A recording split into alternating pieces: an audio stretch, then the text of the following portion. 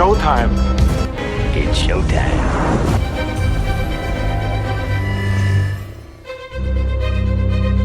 And here we go. Welcome into another episode of the Movie Geek Podcast. I'm your host, George T., and this is your weekend box office report and what is to come. And I will talk about the Terrificon this past weekend that I went to. Met 6 celebrities and a little family vacation, so didn't have a lot of content last week, or shorts for that matter, but this week will have more. I also have some reviews to do, including Happy Gilmore 2 and Naked Gun together. I had thought that I was going in a different direction with this one, but you'll be interested to hear. Also, together, and I'm still working on the watch or skip episode that I'm doing because there's just so many movies that I've gotten to see, and not sure that they need reviews on because they were already out in the theaters, or they were new exclusives to Amazon or Tubi, so, or even Hulu for that matter. But all that being said, got more content. Please hit that subscribe button. Also like, comment, share, whatever. Just let's interact. Also, very soon I will announce the 100th episode of what I'm going to do. It will be probably live. Yes, live. I am really nervous about it because I have no idea what is going to happen with it. It might be a monumental disaster. Who knows? But we will have fun with it, I hope. All right, let's get into your box office from the past weekend. We have in the 5th place is the Naked Gun movie. It moved down from 3 to 5 at 8.3. I was actually very surprised about this movie. I had no expectations going in, thinking, they might ruin the original, but you'll have to wait for my review on it. So it clinging on to the 5th spot. Number 4 is Bad Guys 2. Dropped down from 2 to 4. It made $10.6 million. Fantastic Four moved all the way from 1 to 3, making $15.7. Number 2, Freakier Friday, made $28.5 million. Can't say I would understand why, but I guess. And then finally, number 1 movie in America, Weapons, 43.5. Now, I wanted to go see it last weekend before we left for Connecticut, did not. Went to go see it last night and sold out. I have not had that issue with going to a movie in a very long time.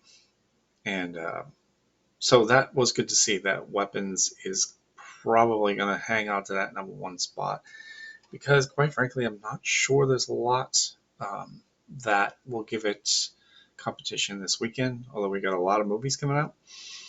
I think you'll have to wait another week until we see a change in number 1. But I could be wrong. You never know. It happens. All right, so let's go. Opening today on Netflix is Fixed. It is an animated film. After learning he's going to be neutered, a dog has 24 hours to squeeze in one last balls to the wall adventure with the guys. So obviously voice actors galore, and it looks pretty funny from the previews, so that might be worth a look. Re-releasing in the theaters tomorrow, Shin Godzilla 4K. seen it already. Don't really need to see it in 4K. Um, but so we're gonna start out with some really small movies that will be coming out, and then we'll get to the larger ones when we get there. Jimmy and Sticks. So this movie is definitely weird. I've seen all these trailers, so um, bear with me on this. So Jimmy is an out of control horror filmmaker who has a house bound drug addiction. On one particular night, he is visited by violent aliens.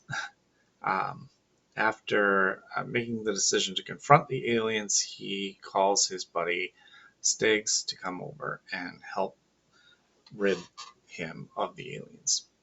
A wild and crazy uh, movie. It'll be in very limited release, but if you're into that hallucinogenic stuff, there's been plenty of movies out there right now, and this would be another one that is up there. The next one is Went Up the Hill. This is pretty, it's a little freaky. Um, a recently deceased woman haunts her estranged son and her widow. Um, when her spirit inhabits the survivors, the living uh, must come to grips with the destruction that it causes the people that are left behind and how they are going to fight for their own survival. So um, the trailer looks pretty good. I do not know much more than that, but that might be something to be interested in. There is a French movie coming out called Suspended Time. Um, Two married couples quarantined during COVID um, in the same house, by the way, um, where tensions rise and relationship issues surface. We've all heard the stories of the divorce rates and domestic abuse rates that went up during COVID. I don't know if this is going to be worth a watch or not, but um, it's a French film, small, limited release here in the States. So if you want to relive the COVID era, go right ahead. Uh, Probably not going to be one for me. A Spartan Dream. So a Greek American history buff who works at his father's New Jersey diner um, falls into a magical realism and has a romantic adventure story. And yeah, it's silly, and he's trying to save his father's diner. So it is a little bit of a comedy. Again, a little out there, but that's going to be also in limited release. Uh, Night Always Comes. This stars Vanessa Kirby, who right now has been the It woman with Fantastic Four, and now this movie in smaller release. Facing eviction in a city her family can no longer afford, a woman plunges into a desperate and increasingly dangerous all-night search to raise $25,000. Um, Looks pretty decent. I will probably definitely check it out when it gets on a streaming service. So definitely check this title out if it is in a theater near you. Another one that's has a very interesting trailer to it is The Knife. A family's life gets turned upside down when they discover a mysterious woman in their house. By the time the police come, she is lying unconscious on the floor with a knife in her hand. Now, questioned by the police, the couple and their two children try to safeguard each other by hiding each other's secrets to not understand their graver consequences that may be coming. So, from the trailer, it looks like a whodunit, with this woman who was lying down, um, and the family knowing that she was in the house, but you know who who could have murdered this woman, because it winds up becoming a murder investigation. So, did she take her own life, or did one of the four people in the house do it? So this does look pretty interesting. I would definitely try to check this out, if it is in a theater um, near you. Another one that is coming out, Spike Lee joint with Denzel Washington. So I'm hoping maybe to get to see this, you know, either in the theaters or um, on streaming. It's called Highest to Lowest. What a powerful music mogul is uh, a rent targeted by a ransom plot. He is forced to fight for his family, his legacy, while jammed up in a life of death moral dilemma. So again, Denzel Washington, Spike Lee. Although it is not in a bigger release window, it is in a small release window. Uh, so, but it is probably going to be worth a look because it is Spike Lee and Denzel Washington, and Denzel is not going to be in many movies left, as he's probably going to retire soon. He has mentioned that he does not, plan to work forever at this point, and we know that he is filming Black Panther 3, and it has come out that that might be his last film. So this will definitely be on my list to see at some point. So definitely want to check that out. Another one is East of Wall. After the death of her husband, Tabitha, a young, tattooed, uh, religious horse trainer, wrestles with financial insecurity and unresolved grief while providing refuge for a group of wayward teenagers. So, um, again, this is a little independent film, and it looks pretty decent from the trailer, so that might be worth a check out. There's a documentary that's coming out, Checkpoint Zoo. This is a gripping set piece that begins at the beginning of the um, Russian invasion. And yeah, it is pretty powerful, um, and definitely worth a watch. I love documentaries, and this whole um, you know Russian invasion thing has been just absolutely crazy, and it's got to end. I hope very very soon. Another movie that's coming out this weekend that it looks pretty funny is called Under Fire. Two undercover agents, one for the FBI and one for the CIA, DEA, I'm sorry, suddenly reveal their true identities when a cartel deal gone wrong. Um, they realize that they're on the same case. Now, these guys are friends in the thing. Dylan Sprouse is the one of them, and damn, I should have wrote this down. But um, the other guy was in Hard Eyes this year. It looks pretty interesting when they come to realize what has happened. That they're working the same case, but then are quickly surprised by a unknown gunman who is trying to take them out as well. So they have to work together to escape the the murderous sniper. So it looks pretty funny. It definitely will be something I'll probably take a look at when it comes to streaming. Uh, Americana is also coming out. This is Sydney Sweeney. So I know people love Sydney Sweeney.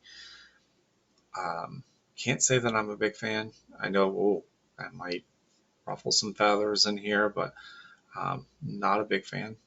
So, a shy waitress and a military veteran find themselves in the crosshairs of a ruthless criminal as they try to retrieve a rare Native American artifact.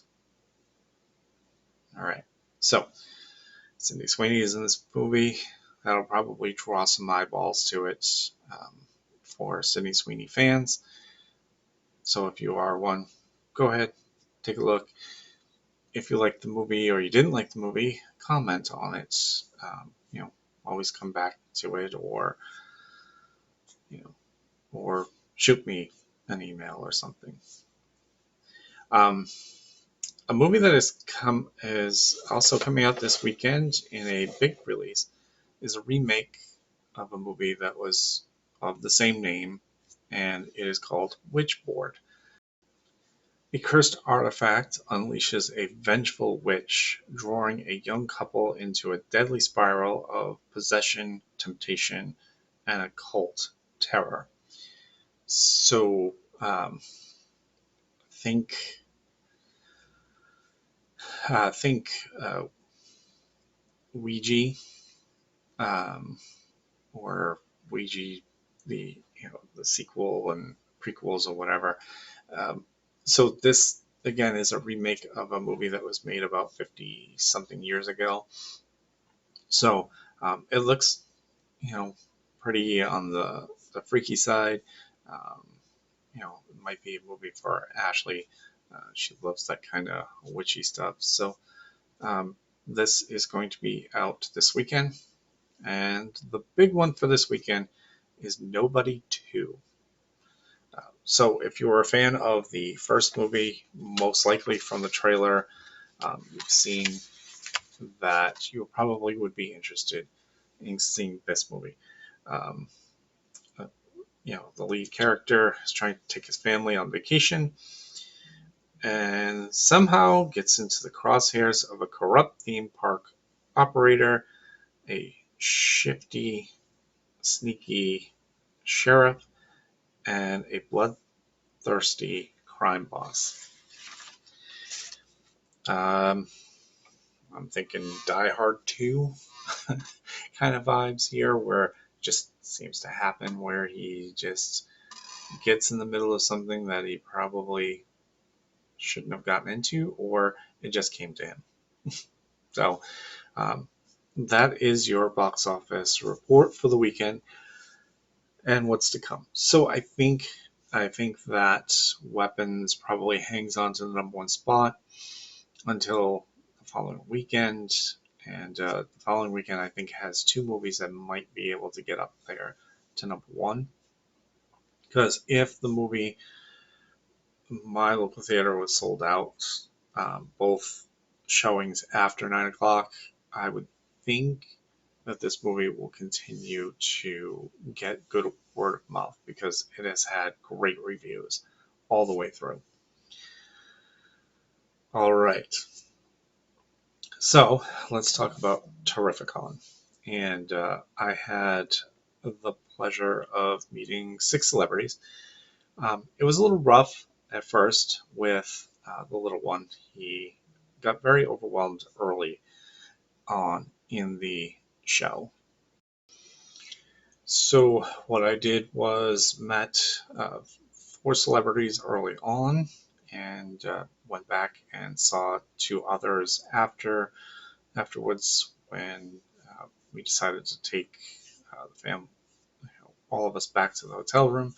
So Ashley, George, and AJ could stay at the hotel while I went back for the 2 more autographs. So the first one was Mitch Poligia. He was in Shocker, and got to talk to him about that. And you know, he said it was great to play this crazy psycho killer, and it was just a lot of fun. And you know, that's really what I know him from. I mean, I know he's been in other things as well, but Shocker was a great '80s film, and I loved getting to meet him and talk to him. I got to meet Michaela Hoover. She has been in Belko Experiments. She was also in Guardians 1 and 3, and she was in the new Superman movie. Got to talk to her briefly. Uh, Actually, she started the conversation by seeing that I had gotten a picture with Mitch and wanted to talk about the Shocker, and I thought that was pretty cool. So we had a conversation about that, and then talked about her being with James Gunn, and how does she think the DCU is going, and she was like, you know it's been great to work with James. I've gotten to be in some of his movies, and he's a great guy. So we'll see how it goes. And I thought that was awesome. Like I said in my Comic Con ones, if you haven't seen those, go back. That I've never really had bad interactions with any celebrities.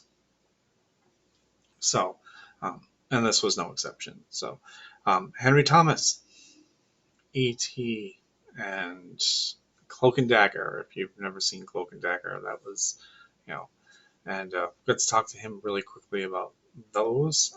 He was like, that's in my wheelhouse. That was when I was popular, and I was like, no, you're still popular. I mean, you've been working with Mike Flanagan on his Netflix shows, you know, Haunting at Hill House, and you know, Midnight Mass, and all this other stuff. And he's like, yeah, no, it's been great working with Mike. And so I asked him, I said, Mike's been getting, some stuff with Stephen King, and he's writing the Clayface movie for the DC. And I said, are you going to be teaming with him again? And he said, yeah, right now, no, but I'm hoping to work with him again. And I was like, good, and I'm glad, and I'm hoping that you will be able to.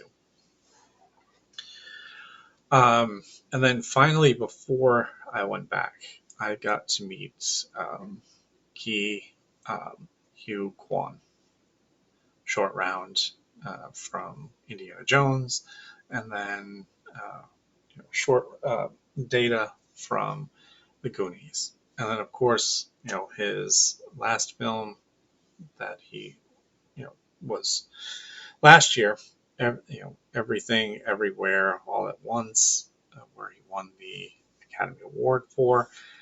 And then this past one, Love Hurts, wasn't that good, but I didn't mention that. But I got to talk to him about meeting him in Rhode Island. I thought it was Boston. He remembered it was Rhode Island. So we get to chat about that. And then I just, we had a good conversation about, what he's done, and obviously being in the MCU with the Loki show. And he was, he was like, I would definitely love to come back to the MCU if they brought back Loki and the TVA at some point, and so on. So obviously we know Loki's coming back, but will the TVA be a part of it? Who knows? I mean, again, there's so many leaks and everything else, and it really bothers me that all these leaks come out, or fake news about it. Although there is some good news. There will be a second wave of announcements coming up for who is also in this movie. So I think the leaks are giving way for Marvel to say, okay, let's put it out there in another announcement, just like we did with the first one, of who is also going to be in this film. Now, we don't know in what capacity some of these roles will be in, because it is rumored that Chris Evans will be back. Will he be back as Captain America? Will he be back as, Johnny Storm? Or is he going to be playing somebody else? There is that possibility as well. Who knows? He could be even a variant of Doom. You never know. But again, it was great talking to him. I was unable to get a picture with him. He did not do selfies at the table, and his photo op was way at the end of the night, and I didn't have that kind of time, and I did not want to leave the family in the hotel that long without me. So we got through that. And then, like I said, I brought the family back.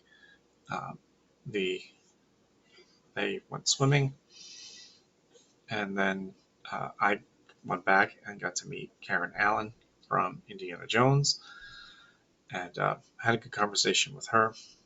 And then finally got to meet Haley Atwell, and we get to talking. I remembered her from her first movie called um, you know, How About You, and she was tickled pink that people weren't always talking about the Marvel movies. She was like, "Oh, I'm so grateful," and so on. She has such a great accent too. And then we talked about her jump into the MCU and how I felt that she got done dirty in Multitude of Madness. And she was like, "Yeah, I couldn't believe that either. Like, I want to come back, you know." And I said, "Well, there's plenty of universes out there. There's got to be an Agent Carter, or you know your Captain America, uh, um, you know, variant out there." And she's like, "I would love to. If they gave me a call today, I would literally jump on set." But she was like, "Yeah, no, I was done dirty." And right, it was right after the line where I said, "I will do this all day," and she goes, "I just got frisbeed," and I was like, "Yeah, we got to write to Marvel and get you back in there." So who knows? Maybe she'll be in the next announcements, or maybe she'll show up at Secret Wars. Maybe not Doomsday, but maybe Secret Wars down the road, or in some capacity along the way. So, um, but again, great time there. Maybe next time, uh, AJ might be a little older when we go the next time, or we just go on a very a shorter day, or just a limited day, like a Friday, because Fridays are usually very slow. So a Friday would work. Saturdays are of um, a lot more busy, and from what I heard, the experience over at Fan Expo was just as I thought it was going to be. Just a massive humanity and long lines everywhere. So I'm glad that I got the experience at Terrificon. So I'm hoping that Terrificon and Fan Expo will not be on the same weekend next year, so that I can attend both. So there is your recap of everything, your weekend box office report, and my time at Terrificon. And so I hope that you continue to like, comment, and if you haven't already, subscribe to this channel. And again, got plenty more stuff coming, including my 100th episode, which is crazy to me still, from starting this out in the upstairs bedroom, um, on my little recording device, and not having a video component because my laptop sucked, and getting through, the first, I think, I want to say it was like 46 or 7 episodes last year, and now, not even through August yet, and we're approaching 100 is just absolutely insane. And thank you for watching and listening, and I will see you all at the movies. You like that, baby? Let him know where I came from, yeah! See you next time. Bye. Waiting for you. Goodbye. Goodbye. Goodbye. Hasta la vista, baby. That's all, folks.